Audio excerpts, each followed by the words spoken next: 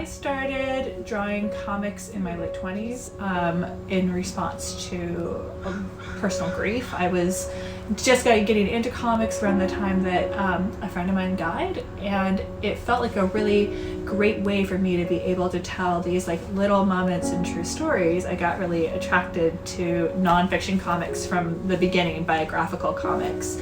The more that as an activist and as an artist I continued down both paths, the more it became obvious that I needed to combine both of them.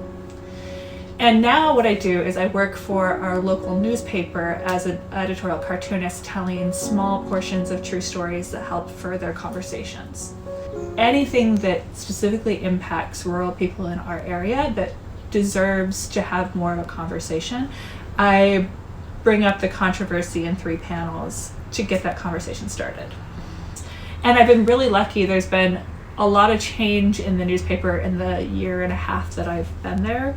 And it's just been very cool that they have continued to support me, even though I'm often the most radical thing in the paper. But for people like me who are getting their start in comics, I feel like there's so many small papers that could really benefit from this, giving these voices and giving this possibility. And the Leader is an independent newspaper, and I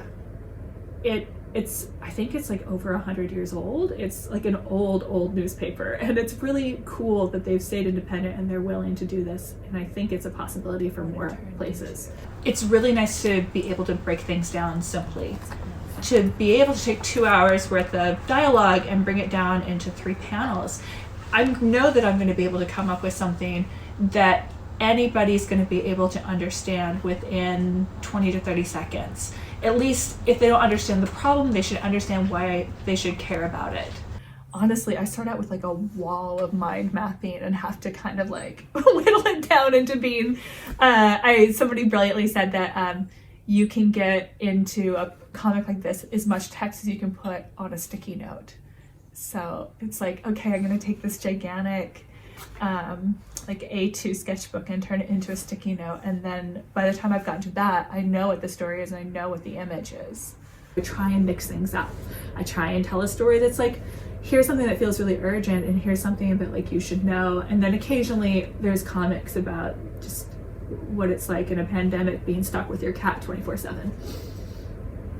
I know I have friends on city council, and I know that they've received phone calls saying, hey, I saw in the Nhatt comic this week, she said this, this, and this, is that true? The fact that they're calling their city councilors or their county commissioners and saying, is this going on, is like the highest compliment. It means that I'm doing my job. You know, I'm getting people interested in a way that says, I want more answers.